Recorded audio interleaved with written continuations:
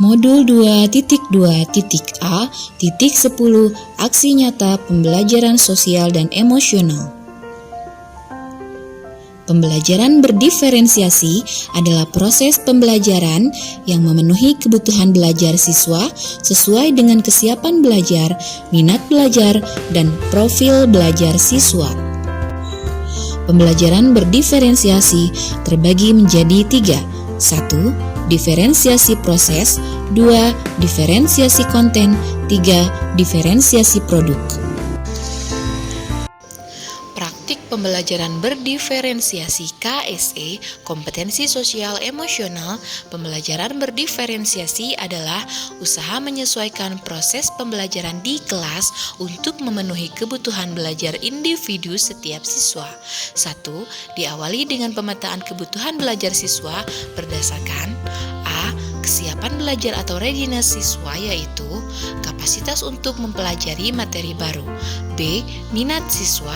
C. Profil belajar siswa. Profil belajar siswa ini merupakan pendekatan bagaimana model belajar yang disukai siswa yang dipengaruhi oleh gaya belajar, latar belakang, kecerdasan budaya, dan lain-lain. 2. Pembelajaran berdiferensiasi terbagi menjadi 3. A. Diferensiasi konten, yakni materi yang kita ajarkan kepada siswa. B. Diferensiasi proses, yakni bagaimana proses belajarnya sehingga siswa mudah memahami dan memaknai materi yang dipelajari.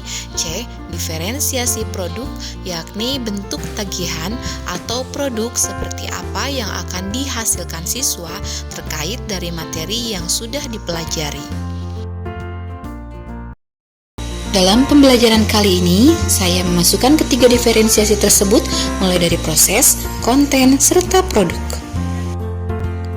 Aksi nyata ini disusun oleh Risa Apriani SPD SD Negeri 1 Banjaranyar, CGP Angkatan 4 Kabupaten Ciamis. Penerapan PSE, pembelajaran sosial dan emosional. PSE atau pembelajaran sosial dan emosional adalah pembelajaran kolaboratif yang melibatkan seluruh pihak terkait yang bertujuan untuk melatih kemampuan peserta didik agar dapat memahami, mengolah, dan mengekspresikan aspek sosial dan emosional pada diri peserta didik agar sukses dalam melakukan berbagai macam aktivitas hidup. RPP berdiferensiasi proses, konten, serta produk dibuat dengan tujuan agar guru lebih terarah dalam proses mengajar, siswa juga lebih terarah dalam proses pencapaian tujuan. Pengendalian emosi dapat dituntun melalui penerapan PSE sehingga kedua penerapan tersebut dapat diterapkan secara kolaboratif.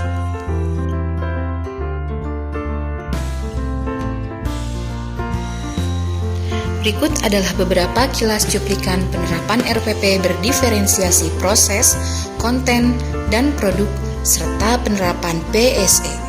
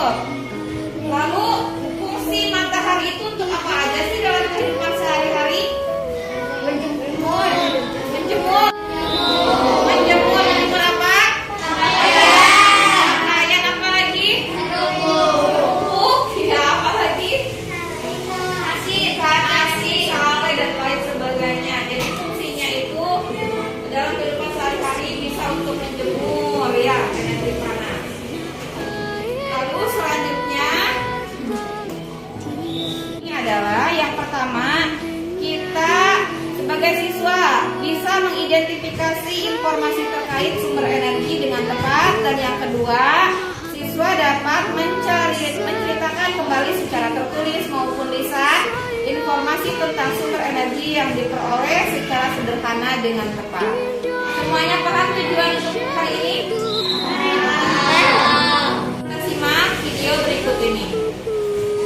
5, 4, 3, 2, 1, 0.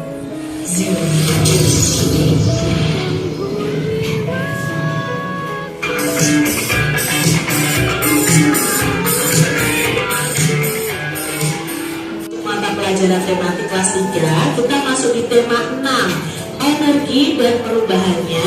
Subtema 1, sumber energi, pembelajaran yang pertama. Mari adik-adik kita belajar tentang sumber energi. Adik-adik perhatikan gambar berikut ini. Lihat dan amatilah bumi yang kita tempati. Semua diciptakan Tuhan untuk kelangsungan hidup manusia. Di bumi itu ada matahari, air, udara, tumbuhan, dan hewan. Semuanya bermanfaat bagi manusia. Benda-benda tersebut itu menghasilkan energi adik-adik. Apa itu energi? Bagaimana energi diperoleh? Lalu bagaimana cara manusia memanfaatkan energi? Apakah energi akan habis? Bagaimana agar energi tidak cepat habis? Masih banyak lagi pertanyaan lainnya tentang energi. Nah, mari kita pelajari bersama di tema 6 ini. Adik-adik perhatikan gambar berikut ini. Ada apa ya dengan Siti ya adik-adik? Nah, saat mengikuti kegiatan jasmani, tiba-tiba tubuh Siti ini lemas dan hampir jatuh. Wajahnya nampak pucat. Pak Guru segera membawa Siti ke ruang unit kesehatan sekolah atau UKS. Sambil berjalan ke UKS, Pak Guru menanyakan apakah Siti sudah sarapan. Ternyata Siti belum sarapan adik-adik. Itulah sebabnya tubuh Siti ini menjadi lemas, tidak bertenaga. Adik-adik, apakah kalian setiap pagi sesampainya di ruang UKS, Siti disuruh berbaring, sementara Pak Guru membuatkan teh manis. Kemudian Pak Guru menyuruh Siti minum teh manis tersebut. Pak Guru menjelaskan kepada Siti bahwa tubuh kita itu membutuhkan energi. Adik-adik, untuk melakukan aktivitas kita sehari-hari, kita itu membutuhkan energi atau tenaga. Dari mana kita mendapatkan energi atau tenaga? Dari makanan dan minuman yang kita konsumsi. Di sini ada bacaan tentang matahari, sumber energi terbesar. Mengapa ya matahari disebut sumber energi terbesar? Nah, sebuah benda yang menghasilkan energi itu disebut dengan sumber energi adik-adik. Jadi kalian harus tahu ya, semua benda yang menghasilkan energi disebut sumber energi. Tuhan itu menciptakan bermacam-macam sumber energi. Air dan udara adalah sumber energi. Tumbuhan dan hewan adalah sumber makanan. Makanan akan menghasilkan energi bagi tubuh kita. Jadi tumbuhan dan hewan juga sumber energi. Sumber energi lainnya yang ada di bumi adalah matahari. Matahari ini menghasilkan energi cahaya adik-adik dan energi panas. Cahaya dan panas matahari merupakan sumber kehidupan di bumi. Matahari adalah sumber energi terbesar di bumi adik-adik. Dia menghasilkan energi cahaya dan menghasilkan energi panas ya.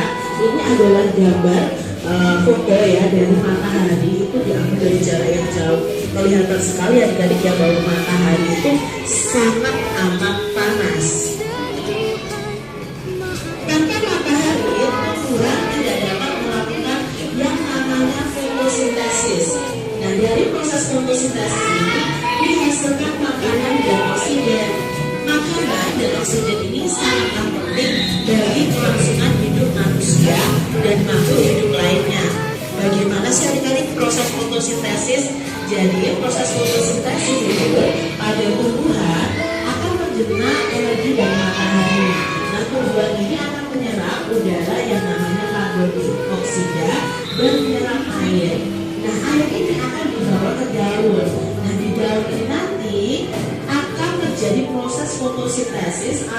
proses pengolahan makanan oleh tumbuhan tersebut dengan bantuan energi dari matahari.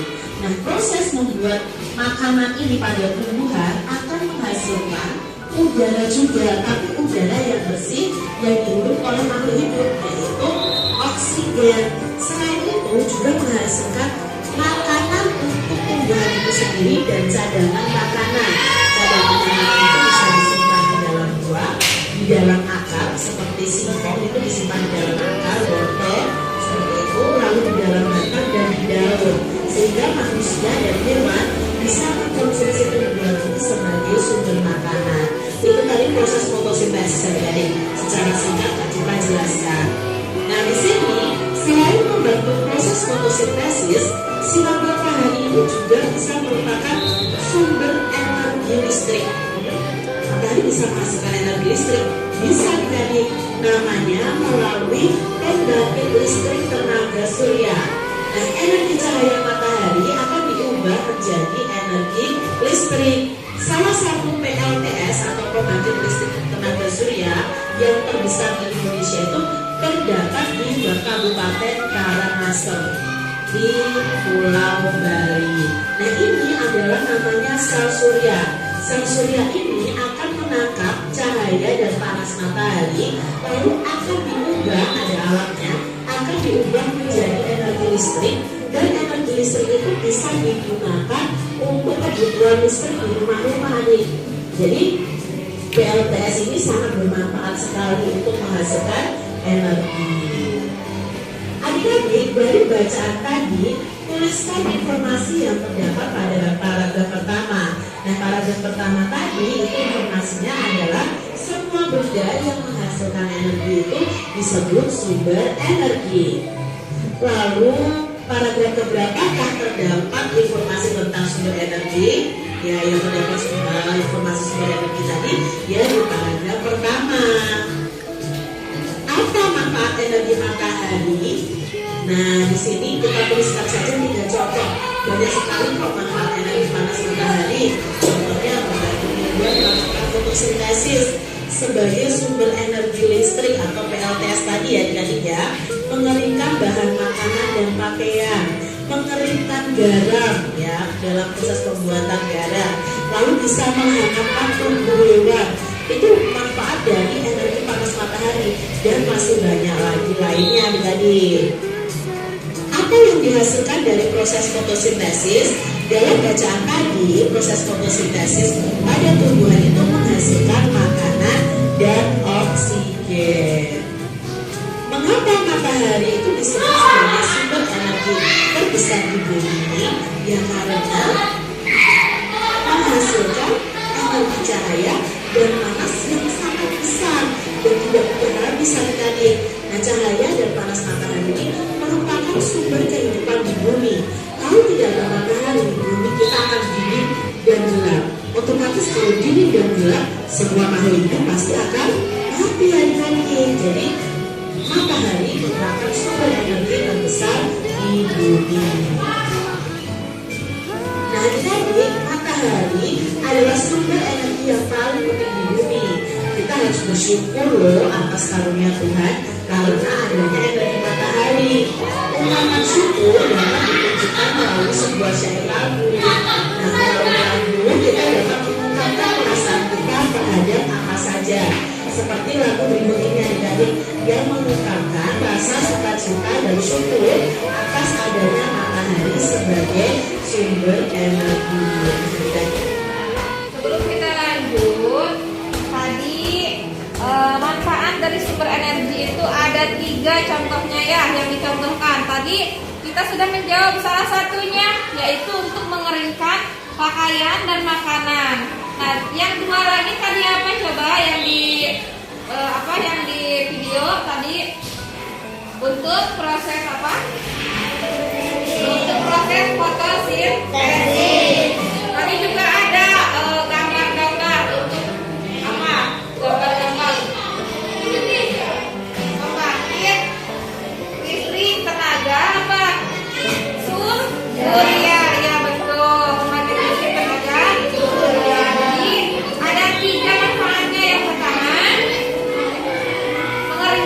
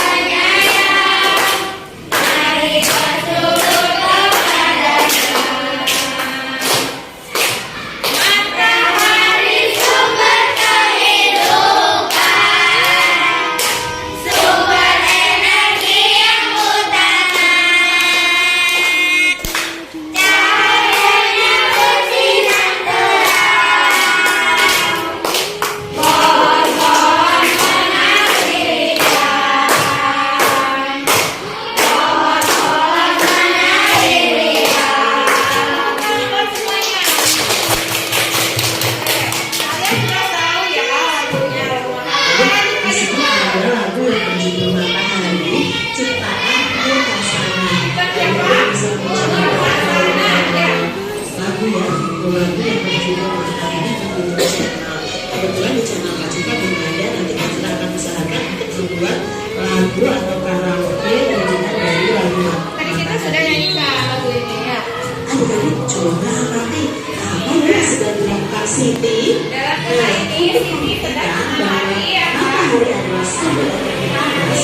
Siti melakukan percobaan adik-adik. apa percobaan katanya. Menyiapkan segumpal kapas dan sebuah kaca pembesar atau loop.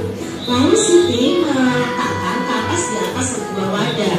Siti memegang kaca pembesar atau loop itu di atas kapas. Siti mengumpulkan atau mengarahkan loopnya itu ke sinar matahari. Ya, jadi sinar matahari bisa ke kaca pembesar dan mengarahkan kumpulan cahaya itu ke kapas. Beberapa waktu kemudian Cahaya dibulan dulu, lalu diarahkan ke kapas. Maka lama kelamaan percobaan itu akan membuat kapas itu bagaimana? butuh waktu yang lama sampai kapas dapat terbakar. Ya, ini ada kapas dan kita arahkan kaca pembesarnya dari sinar matahari ke kapasnya. Kita perhatikan. Ayo. Bakar, Bu. Oh, itu dibakar ya. Berarti itu adalah bukti bahwa sinar matahari itu mengandung energi panas ya. Sudah selesai. Kita kembali ke kelas lagi. Nah, setelah kalian menyimak video tersebut, sekarang ada tugasnya yang terdapat di buku kalian masing-masing. Kita kerjakan bersama-sama ya. Terima kasih kalian sudah mengumpulkan tugasnya. Dan sekarang kita simpulkan tentang pelajaran tadi. Kesimpulannya apa? Ya, sumber matahari, sumber energi matahari itu menghasilkan energi panas dan cahaya. Nah, itu bisa dimanfaatkan, betul Indra tadi energi listrik katanya dimanfaatkan sebagai sumber energi listrik atau yang sering kita sebut dengan PLTS, pembangkit listrik tenaga surya. Yang kedua bisa kita manfaatkan sebagai apa untuk proses tadi apa? Fotosintesis. Dan yang terakhir untuk sehari-hari itu menjemur tumbuhan dan makanan. Oke, terima kasih. Sekian pembelajaran untuk hari ini. Kita lanjutkan lagi hari esok. Sebelum kita pulang, langkah baiknya kita apa dulu? Berdoa terlebih dahulu. Dipimpin oleh KS. Baca doa.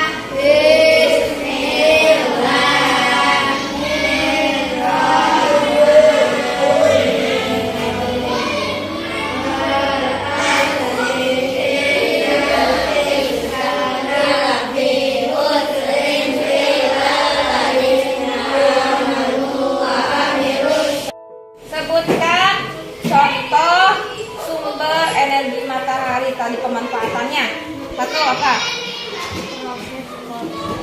Ya, boleh pulang. Proses fotosintesis. Hati-hati ya. Dua. Hah? Kurang tepat. Ayo ke belakang lagi. Apa? Adik? Boleh. Betul. Yang ketiga apa satu lagi nih? Perasaan yang saya alami pada saat merencanakan dan melaksanakan aksi, yakni pada awalnya saya merasa bingung untuk membuat RPP berdiferensiasi yang sekaligus diterapkan dengan pembelajaran KSE ini. Namun, seiring berjalannya waktu, rasa bingung tersebut berubah menjadi sebuah perasaan yang merasa tertantang untuk membuat RPP tersebut. Saya merasa senang dan bangga karena saya telah mampu menyelesaikan RPP tersebut meskipun ada perasaan cemas akan ketidakmampuan saya dalam proses penerapannya atau aksi nyata. Namun, perlahan tapi pasti saya mencoba untuk menerapkan pembelajaran tersebut dengan sebaik mungkin.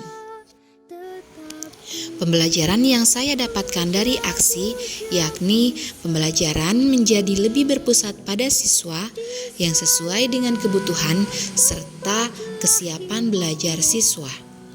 Dengan saya mengetahui kesiapan belajar siswa, itu dapat memudahkan saya sebagai guru untuk mengarahkan mereka dalam kebutuhan serta kesiapan belajarnya.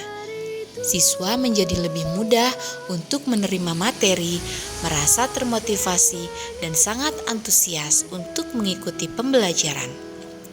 Prestasi yang didapat menjadi lebih baik dari sebelumnya. Intinya, dengan penerapan KSE dan RPP berdiferensiasi, siswa jadi lebih terarah dalam menentukan dan melakukan segala hal. Perencanaan untuk memperbaiki pembelajaran, yakni saya akan mencoba untuk lebih dalam lagi tentang pembuatan dan penerapan RPP berdiferensiasi tersebut yang dikolaborasikan dengan penerapan KSE. Saya juga akan meningkatkan kemampuan gaya mengajar saya supaya siswa tidak merasa jenuh ataupun bosan.